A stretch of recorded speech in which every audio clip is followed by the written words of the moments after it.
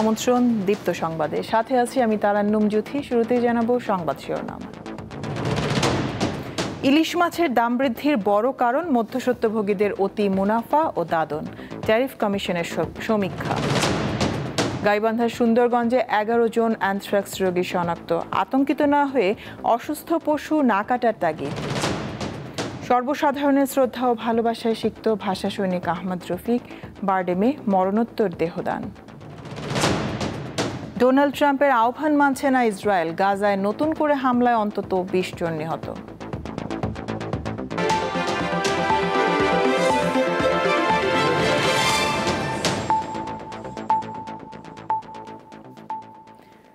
দেশে ইলিশ মাছের সরবরাহ বাড়লেও দাম কমেনি। মধ্যস্বত্বভোগীদের অতি মুনাফা করা এবং দাদন ব্যবসায়ীদের স্বেচ্ছাচারিতা এর বড় কারণ। ট্যারিফ কমিশনের এক সমীক্ষায় সব তথ্য উঠে এসেছে। মৎস্যজীবীদের সহজ শর্তে ঋণ প্রদান ও বাজার তদারকি করা গেলে ইলিশ মাছের দাম নিয়ন্ত্রণ করা সম্ভব বলে জানিয়েছেন গবেষক ও অর্থনীতিবিদরা। প্রতি বছর গড়ে 5.5 লাখ টনের মতো ইলিশ আহরিত হয়। নির্দিষ্ট সময়ে মাছ ধরা বন্ধ সহ সরকারি নানা উদ্যোগে 2008-09 থেকে 2017-18 অর্থ বছরে মাছের সরবরাহ দ্বিগুণের বেশি বেড়েছে। এছাড়া 2020-21 অর্থ বছরে প্রতি কেজি ইলিশ সর্বোচ্চ 1400 টাকা কেজি দরে বিক্রি হলেও এবছর সেপ্টেম্বরে প্রতি কেজি দাম ওঠে 2200 টাকা। বাংলাদেশ ট্রেড অ্যান্ড ট্যারিফ কমিশনের গবেষণায় এসব তথ্য উঠে এসেছে। বলা হচ্ছে, মাছ ধরার খরচ বৃদ্ধি, দাদন, বিকল্প কর্মসংস্থান, নিষিদ্ধ সময়ে মাছ ধরা, মধ্যস্বত্বভোগীদের দৌরাত্ম্য ও রপ্তানির চাপে ইলিশের দাম বাড়ছে। এবছর স্থানীয় বাজারে প্রতি কেজি 2200 টাকায় বিক্রি হলেও ভারতের রপ্তানি মূল্য ছিল 1534 টাকা। ফলে দেশের বাজারে ইলিশের বেশি দাম গুনতে হয়েছে ক্রেতাদের। দাদন ব্যবসায়ীরা তারা মিলে যখন বেস্ট প্রাইসটা ধরে সেখানে একটু কারসাজি হয়। দামটা আমার কাছে একটু অস্বাভাবিক মনে হয়। এটি আরও কম হতে পারত, কিন্তু হতে পারছে না কেন? এটা আমি আগেই বলেছি আপনাকে যে এখানে মধ্যস্বত্বভোগীর একটা হাত বদলের একটা ইস্যু আছে, অনেক বেশি হাত বদল হয়। অর্থনীতিবিদরা বলছেন, সহজ শর্তে মৎস্যজীবীদের ঋণ প্রদান করে ইলিশের ভরা মৌসুমে কোল্ড স্টোরেজে মজুদ গড়ে তুলতে হবে। এছাড়া অনলাইন প্ল্যাটফর্ম এবং সমবায় সমিতির মাধ্যমে ইলিশের বেচাকেনা করা গেলে দাম অনেকটাই সহনীয় হবে।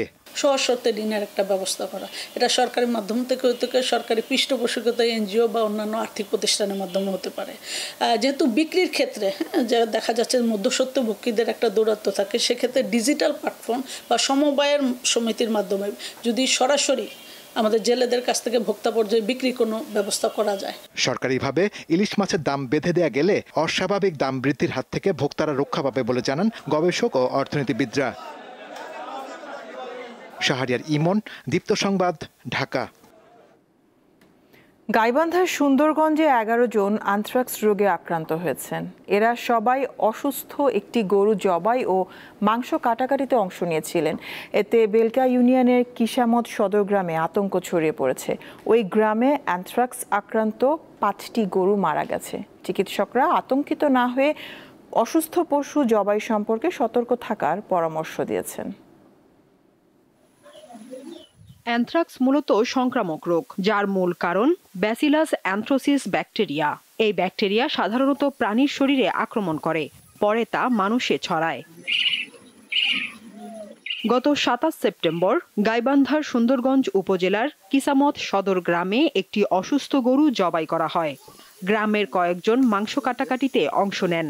কয়েকদিন পর থেকে তাদের শরীরে ফোসকা, ক্ষত এবং মাংসে পচন ধরতে শুরু করে, যা অ্যানথ্রাক্স রোগের লক্ষণ। এখানে ফোসা করছে। এই ভাইরাস হওয়ার কারণে আমি স্কুল যাচ্ছে পারছি না। স্কুলে সবাই আমাকে কথা বলে, পরে দিন যায় বেশি হয় আর বিষ আর জ্বর ছাড়ে না। পরে গাইবান্ধা যা চিকিৎসা করে এখন একটু সুস্থ বোধ করতেছি। স্থানীয়রা বলছেন, গরুটি জবাইয়ের কাজে যারা ছিলেন তারা সবাই আক্রান্ত হয়েছেন। এতে গ্রাম জুড়ে আতঙ্ক ছড়িয়ে পড়েছে। বুঝতেটা কাটতে রক্তটা হলে চটকি গেছে। এই রক্তটা মোছামুছি ধোয়া ফাকলা করা না গেলে করে আমরা তার জানি না। তার 2 দিন পরে হইলো এই ফোসা করছি। মেলা তো হয় গরুর অসুখ, কোন ভাবের গরুর অসুখ তো আমি জীবনে দেখি। মানুষের গায়ের মতো জম ফোসা পড়ে গেছি।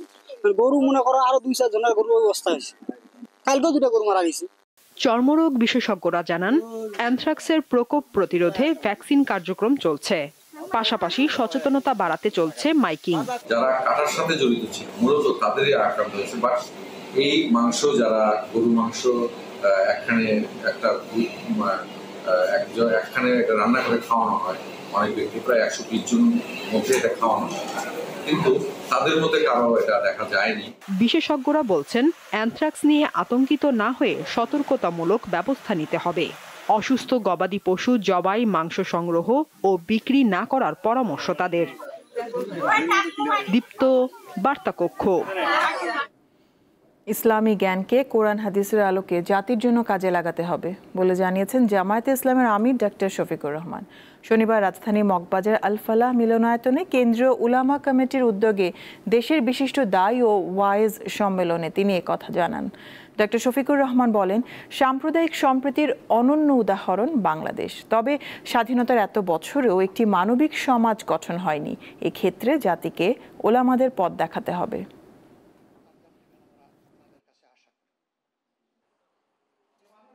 শিক্ষিত সমাজের সকলে নয়, কিন্তু শিক্ষিত সমাজের একটা অংশের মানুষ যে ক্ষতি জাতির করে, সাধারণ দেশবাসী কোটি কোটি মিলেও সেই ক্ষতি জাতির করতে পারে না। কলমের খোঁচায় একজন মানুষের জাতির কিসমত যেভাবে ধসে পড়ে, 1 কোটি মানুষ একত্রিত হয়েও সেই ক্ষতিটা করতে পারবে না। এই ক্ষেত্রে উলামায়ে কেরামের বিশেষ দায়িত্ব রয়েছে জাতিকে জাগ্রত করা, সতর্ক করা। ত্রয়োদশ জাতীয় সংসদ নির্বাচনের জন্য 256 জন সম্ভাব্য প্রার্থীর নাম চূড়ান্ত করেছে খেলাফত মজলিস। শনিবার রাজধানীর রমনায় ইঞ্জিনিয়ার্স ইনস্টিটিউশনে এসব প্রার্থীর নাম ঘোষণা করেন দলটির মহাসচিব আহমেদ আব্দুল কাদের। নির্বাচন ঘনিয়ে আসলেও বহুল কাঙ্ক্ষিত রাষ্ট্রের প্রয়োজনীয় সংস্কার বাস্তবায়নে সরকারের কোনো উদ্যোগ নেই বলে অভিযোগ করেন তিনি। এ সময় জুলাই সনদের ভিত্তিতে আগামী জাতীয় সংসদ নির্বাচনের দাবি জানায় দলটি। দাবি আদায়ে দেশব্যাপী গণসংযোগ ও গণমিছিল সহ বিভিন্ন কর্মসূচি ঘোষণা করা হয়। জুলাই জাতীয় সনদ 2025-এর ভিত্তিতে ত্রয়োদশ জাতীয় সংসদ নির্বাচন অনুষ্ঠান করতে হবে। আমরা আগামী মাহে রমজানের আগে নির্বাচন দেখতে চাই। এ লক্ষ্যে 3 শাসনে আমাদের নির্বাচনের প্রস্তুতি চলছে। ইতিমধ্যে সারা দেশে খেলাফত মজলিসের 256 জন সম্ভাব্য প্রার্থীর নাম ঘোষণা করা হয়েছে। জামায়াত যাদের নিয়ে আন্দোলন করছে ও বক্তব্য দিচ্ছে, দ্বাদশ সংসদ নির্বাচনে তাদের ভূমিকা কি ছিল, এমন প্রশ্ন তুলেছেন বিএনপির স্থায়ী কমিটির সদস্য সালাউদ্দিন আহমেদ। শনিবার এনডিপির 37তম প্রতিষ্ঠা বার্ষিকী অনুষ্ঠানে তিনি আরও বলেন, পিআর নিয়ে যারা আন্দোলন করছে তারাই নির্বাচন বিলম্ব ও বানচালের অপচেষ্টা চালাচ্ছে। আমরা স্পষ্টই দেখতে পাচ্ছি বাংলাদেশের রাজনীতির ময়দানে এবং নির্বাচনে অস্থিরতা সৃষ্টি করার জন্য, বাংলাদেশের আগামী জাতীয় সংসদ নির্বাচনকে বিলম্বিত করার জন্য এবং পারতপক্ষে বানচাল করার জন্য যে শক্তি কাজ করছে, তার পক্ষেই এই রাজনৈতিক দলটি কাজ করছে বলে আমাদের সন্দেহ। কারণ বাংলাদেশে যদি নির্বাচন বিলম্বিত হয় তাহলে ফ্যাসিবাদের উৎপাত হবে আবার। সর্বসাধারণের শ্রদ্ধা ও ভালোবাসায় সিক্ত হলেন ভাষা সৈনিক আহমেদ রফিক। কেন্দ্রীয় শহীদ মিনারে তাঁর কফিনে শ্রদ্ধা জানান সব শ্রেণী পেশার মানুষ। মৃত্যুর আগে তিনি চিকিৎসা গবেষণায় ব্যবহারের জন্য দেহ দান করে গেছেন। শ্রদ্ধা নিবেদনকারীরা জানান, নিষ্ঠাবান লেখক ও গবেষক হিসেবে আহমেদ রফিকের জীবনযাপন ছিল অনন্য। তিনি ন্যায়ের পক্ষে থেকে মানুষের মুক্তির জন্য আজন্ম কাজ করে গেছেন। ভাষা আন্দোলনের সক্রিয় কর্মী আহমদ রফিকের জন্ম 1929 সালের 12 সেপ্টেম্বর ব্রাহ্মণবাড়িয়ার শাহবাজপুর গ্রামে। ঢাকা মেডিকেল কলেজে পড়ার সময় 52-র ভাষা আন্দোলনে জড়িয়ে পড়েন। তার বিরুদ্ধে গ্রেপ্তারি পরোয়ানাও জারি হয়। এরপর 1955 সালের শেষ দিকে প্রকাশ্যে বেরিয়ে এসে আবার পড়াশোনা করেন। এমবিবিএস ডিগ্রি নিলেও চিকিৎসকের পেশায় যাননি আহমদ রফিক। তারপর লেখালেখি ও গবেষণায় জীবন কাটিয়েছেন। বারডেম হাসপাতালে চিকিৎসাধীন অবস্থায় 2 অক্টোবর রাতে 96 বছর বয়সে মারা যান আহমদ রফিক। শনিবার সকালে রাজধানীর কেন্দ্রীয় শহীদ মিনারে তার মরদেহ নেওয়া হয় শ্রদ্ধা জানানোর জন্য। সংস্কৃতি মন্ত্রণালয় ও বাংলা একাডেমির পাশাপাশি এই ভাষা সৈনিকের প্রতি শ্রদ্ধা জানায় বিভিন্ন সাংস্কৃতিক ও রাজনৈতিক সংগঠনের প্রতিনিধি ও সর্বস্তরের মানুষ। শিকড়ের শক্তিটা সঞ্চয় করতে হলে আহমদ রফিকদের কাছে আমাদের বারবার ফিরে যেতে হবে। তারা আমাদের শিকড়ের মূল ভিত্তি।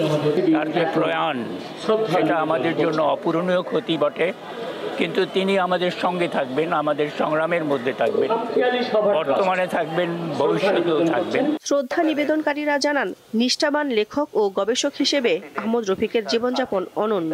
তবে শেষ দিকে অনেকটা নির্বাসিত জীবন কাটিয়েছেন। শেষ জীবনে অনেক কষ্টের গেছে, আমরা কেউ ওনার খোঁজ খবর নিতে পারিনি, এটা হলো বাস্তবতা। তারপরে উনি দেশের জন্য, সমাজের জন্য উনি শেষ মুহূর্ত পর্যন্ত উনি কিছু করার চেষ্টা করেছেন, এটাই হলো ওনার কৃতিত্ব। নতুন প্রজন্মের একটা বড় সমস্যা হচ্ছে হঠাৎ বাংলাদেশ তারা মনে করে, তো বাংলাদেশ হঠাৎ না, দীর্ঘ লড়াইয়ের মধ্য দিয়ে হয়েছে, এই ধরনের মানুষের আত্মত্যাগের মধ্য দিয়ে হয়েছে এবং তাদের যে দৃঢ়তা, এটাই বোধহয় অন্যতম বিষয়। নতুন প্রজন্মকে এটা বুঝতে হবে, শিখতে হবে। ভাষা আন্দোলনের অন্যতম স্তম্ভ এখন আমাদের মাঝ থেকে হারিয়ে গেলেন। আজীবন তিনি নিভৃতচারী, কখনো ব্যক্তিগত লোভ, লালসা, স্বার্থ সুবিধার সেদিকে উনি যাননি। আজীবন লেখালেখিতে মগ্ন আহমদ রফিক 21 পদক, বাংলা একাডেমি পুরস্কার, রবীন্দ্রত্বাচার্য উপাধি সহ অনেক সম্মাননা পেয়েছেন। মৃত্যুর আগে তিনি চিকিৎসা গবেষণায় ব্যবহারের জন্য বারডেম হাসপাতালে মরণোত্তর দেহদান করেন। দিলশা দানি, দীপ্ত সংবাদ, ঢাকা। বাংলাদেশের মানবাধিকার পরিস্থিতি নিয়ে গভীর উদ্বেগ প্রকাশ করেছেন 5 জন ব্রিটিশ আইন প্রণেতা। যুক্তরাজ্য সরকারের পাশাপাশি জাতিসংঘ ও আন্তর্জাতিক সম্প্রদায়কে এই বিষয়ে দৃঢ় পদক্ষেপ নেওয়ার আহ্বান জানিয়েছেন তারা। এদের সাথে ব্রিটিশ পার্লামেন্টের উচ্চকক্ষের একজন সদস্য এবং একজন আইনজীবীও রয়েছেন। শনিবার যুক্তরাজ্য ভিত্তিক সংবাদ মাধ্যম টাইমসের চিঠিপত্র পাতায় তারা বাংলাদেশ নিয়ে এমন উদ্বেগের কথা তুলে ধরেন। চিঠিতে বব ব্ল্যাকম্যান, জ্যাস অ্যাটওয়েল, নীল কোয়েল, গুরিন্দর সিং ও লিওক একহার্স্ট এমপির নাম রয়েছে। এবার গাজায় যুদ্ধবিরতি প্রসঙ্গ। মার্কিন প্রেসিডেন্ট ডোনাল্ড ট্রাম্পের নিষেধ অমান্য করে গাজায় হামলা চালিয়ে যাচ্ছে ইসরায়েল। শনিবার সকাল থেকে কয়েক দফা হামলায় অন্তত 20 জন ফিলিস্তিনি নিহত হয়েছে। নিহতদের মধ্যে কয়েকজন সাহায্য প্রত্যাশীও রয়েছেন। ডোনাল্ড ট্রাম্প দ্বিতীয়বার যুক্তরাষ্ট্রের প্রেসিডেন্টের দায়িত্ব নেওয়ার পর থেকেই গাজায় যুদ্ধ বন্ধে সক্রিয় হন এবং সম্প্রতি 20 দফার একটি শান্তি পরিকল্পনা উপস্থাপন করেন। ইসরায়েলের প্রধানমন্ত্রী বেনিয়ামিন নেতানিয়াহু এতে সম্মতি জানিয়েছেন। এটি পর্যালোচনার পর হামাস সম্মতি দিলে ইসরায়েলকে অবিলম্বে গাজায় হামলা বন্ধের আহ্বান জানান ট্রাম্প। মার্কিন প্রেসিডেন্টের আহ্বানের পরপরই গাজায় হামলা বন্ধ করতে সেনাবাহিনীকে নির্দেশ দেয় ইসরায়েল সরকার। তাদেরকে শুধু প্রতিরক্ষামূলক পদক্ষেপ নিতে নির্দেশ দেওয়া হয়। তবে নিষেধ অমান্য করে গাজায় হামলা চালিয়ে যাচ্ছে ইসরায়েলি সেনাবাহিনী। গাজার স্বাস্থ্য কর্মকর্তাদের তথ্য অনুযায়ী আল মাওয়াসিকে ইসরায়েল তথাকথিত মানবিক নিরাপদ অঞ্চল ঘোষণা করলেও সেখানে হামলা চালানো হচ্ছে।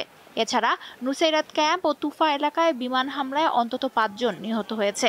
গাজা সিটির উত্তরে ফেরার চেষ্টা করার সময় কয়েকজন ফিলিস্তিনিকে গুলি করে হত্যা করেছে বলে জানিয়েছে প্রত্যক্ষদর্শীরা। নেতজারিম করিডোর ঘেঁষে অবস্থান নিয়ে ইসরায়েলি বাহিনী উত্তরাঞ্চলে ফেরত যাওয়া ফিলিস্তিনিদের ওপর গুলি চালাচ্ছে। ইসরায়েলি সেনাবাহিনীর মুখপাত্র জানিয়েছেন, উত্তর গাজা এখনও যুদ্ধক্ষেত্র এবং সেখানে ফিলিস্তিনিদের ফেরার অনুমতি নেই। ট্রাম্পের ঘোষিত প্রস্তাবে যুদ্ধবিরতি, 72 ঘন্টার মধ্যে বন্দি মুক্তি, হামাসের নিরস্ত্রীকরণ এবং ধাপে ধাপে গাজা থেকে ইসরায়েলি সেনা প্রত্যাহারের বিষয় উল্লেখ রয়েছে। জবাবে হামাস ইসরায়েলি জিম্মিদের দেওয়ার কথা জানিয়েছে, তবে তারা গাজায় বিদেশি কর্তৃত্ব মানবে না। এদিকে ফিলিস্তিনের অবরুদ্ধ গাজা উপত্যকাগামী সুমুদ ফ্লোটিলার জাহাজ থেকে আটককৃত 137 জনকে তুরস্কে পাঠিয়েছে দখলদার ইসরায়েল। এদের মধ্যে যুক্তরাজ্য, যুক্তরাষ্ট্র, Italy, Jordan, Kuwait, Switzerland, Tunisia ও তুরস্কের নাগরিক রয়েছেন। লুৎফা ফৌজিয়া, দীপ্ত, বার্তাকক্ষ। উত্তরার দক্ষিণখান থেকে ছাত্র সমন্বয়ক আসাদুর রহমান আকাশ ও তার 2 সহযোগীকে গ্রেপ্তার করেছে যৌথ বাহিনী। এদের বিরুদ্ধে সন্ত্রাসী কার্যক্রম ও চাঁদাবাজির অভিযোগ রয়েছে। শনিবার যৌথ বাহিনীর সংবাদ বিজ্ঞপ্তিতে জানানো হয়, দেশের চলমান পরিস্থিতিতে জননিরাপত্তা ও আইনশৃঙ্খলা স্বাভাবিক রাখতে তারা নিরপেক্ষতা ও পেশাদারিত্বের সাথে অভিযান চালিয়ে যাচ্ছে। এরই ধারাবাহিকতায় আকাশ ও তার সহযোগী ফরিদ উদ্দিন ও রবিনকে গ্রেপ্তার করা হয়েছে। গ্রেপ্তারকৃত আকাশের বিরুদ্ধে মামলা বাণিজ্য, চাঁদাবাজি, সাংবাদিকদের উপর হামলা সহ নানা অপরাধের অভিযোগ রয়েছে। সিসিটিভি ফুটেজে সাংবাদিকদের উপর হামলার ঘটনাও ধরা পড়েছে। নওগাঁ সদর, পত্নীতলা ও মহাদেবপুর উপজেলা সহ বিভিন্ন এলাকার উপর দিয়ে আকস্মিক ঝড় বয়ে গেছে, এতে ব্যাপক ক্ষয়ক্ষতি হয়েছে। এছাড়া নওগাঁ সদর উপজেলার হাঁসাইগাড়ি বিলে বজ্রপাতে একজন নিহত হয়েছেন। শনিবার বিকালে প্রায় আধ ঘন্টার এই ঝড়ে লণ্ডভণ্ড হয়ে গেছে শতাধিক ঘরবাড়ি, দোকানপাট ও ফসলের জমি। বহু গাছ উপড়ে পড়েছে, বিদ্যুতের খুঁটি ভেঙে পড়ায় অনেক এলাকা এখনো অন্ধকারে। বিকাল 4টার দিকে শুরু হওয়া ঝড়ের সঙ্গে মুষলধারে বৃষ্টি ও মেঘের গর্জনে চারদিক অন্ধকার হয়ে যায়। নওগাঁ জেলা প্রশাসক আব্দুল আওয়াল জানিয়েছেন, উপজেলা নির্বাহী কর্মকর্তাদের ক্ষতিগ্রস্ত এলাকা পরিদর্শনের নির্দেশ দেওয়া হয়েছে।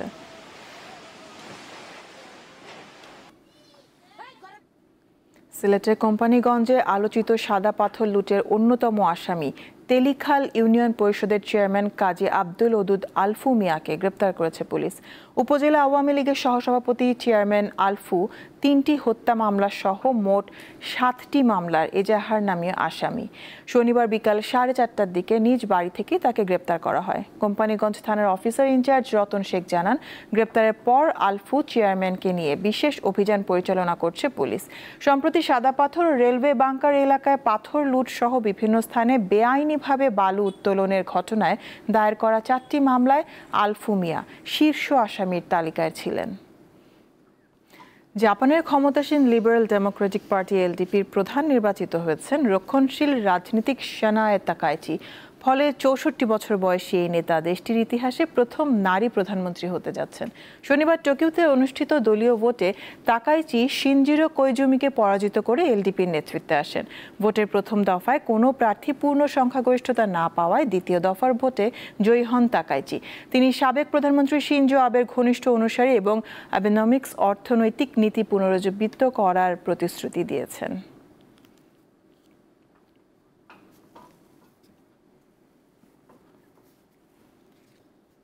টি-20 ক্রিকেটে ডট বলের বিশ্ব রেকর্ড গড়েছেন বাংলাদেশি পেসার মোস্তাফিজুর রহমান। সংক্ষিপ্ত ফরম্যাটে এতদিন ডট বলের রেকর্ড ধরে রেখেছিলেন নিউজিল্যান্ডের পেসার টিম সাউদি। টি-20তে 126 ম্যাচে 2753টি বল করে 1138টি ডট দিয়েছেন তিনি। তবে 3 অক্টোবর আফগানিস্তানের বিপক্ষে সিরিজ নিশ্চিতের ম্যাচে সেই রেকর্ড ভেঙে দেন কাটার মাস্টার। 120 ম্যাচে 2616টি বল করে মোস্তাফিজ ডট করেছেন 1142টি। ইকোনমি রেট এবং বাউন্ডারি হজমেও তিনি সাউদির চেয়ে এগিয়ে। কিউই পেসারের ইকোনমি রেট 8, অন্যদিকে মোস্তাফিজের ইকোনমি রেট 7.32। আফগানিস্তানের বিপক্ষে 3 ম্যাচের শেষ টি-20তে কাল মাঠে নামবে বাংলাদেশ। ম্যাচ শুরু হবে বাংলাদেশ সময় রাত 8:30টায়। প্রথম 2 ম্যাচ জিতে আগে সিরিজ নিশ্চিত করেছে বাংলাদেশ, তাই টাইগারদের জন্য তৃতীয় ম্যাচটা নিয়ম রক্ষার। তবে এই ম্যাচে জয় পেলে 2018 সালে আফগানিস্তানের কাছে হোয়াইট ওয়াশের প্রতিশোধ নিতে সক্ষম হবে বাংলাদেশ। অন্যদিকে আফগানদের জন্য লড়াইটা মান বাঁচারও।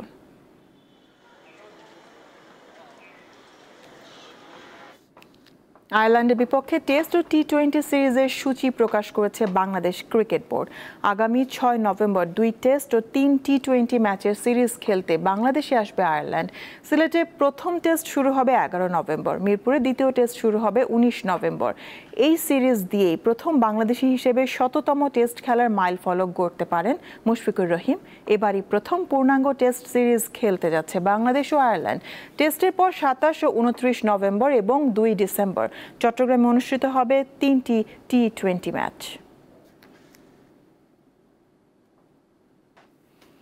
বিশ্ব হাসি দিবস উপলক্ষে বাংলাদেশ শিল্পকলা একাডেমিতে অনুষ্ঠিত হলো স্ট্যান্ড আপ কমেডি শো। আয়োজিত এই অনুষ্ঠানে অংশ নেন দেশের বিভিন্ন প্রজন্মের শিল্পী ও দর্শক।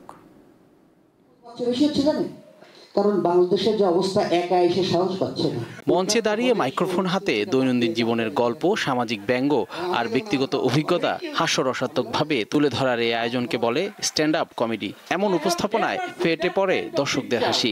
100 টাকা, আচ্ছা ঠিক আছে ভাইয়া। শুক্রবার সন্ধ্যায় বাংলাদেশ শিল্পকলা একাডেমিতে বিশ্ব হাসি দিবস উপলক্ষে বাংলাদেশ কমেডি ক্লাবের আয়োজনে মঞ্চে একে একে উঠে আসেন দেশের জনপ্রিয় স্ট্যান্ড আপ কমেডিয়ানরা। যেই আমি তার কাছাকাছি যাই সে চিল্লায় ওঠে, মুরব্বি মুরব্বি।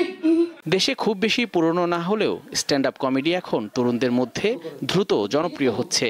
ভিন্নধর্মী এই শিল্পরীতির প্রতি কৌতূহল দেখাচ্ছেন দর্শকও। সাকিবের বিয়ে করার পরে যেটা হয়েছে, সেই যে আমি বিয়ে করি না, বিয়ে করতেছি না, প্রাণ খুলে একটা ঘন্টা হাসলাম, খুব ভালো লাগলো। এই ধরনের আয়োজন যদি আরো বেশি হয়, বিশেষ করে শিল্পকলায়, তো আমরা আরো বেশি হাসতে পারবো। আমরা এখানে আসি এবং প্রত্যেকজন কমেডিয়ান যারা স্ট্যান্ড আপ করেছেন খুবই দুর্দান্ত ছিল।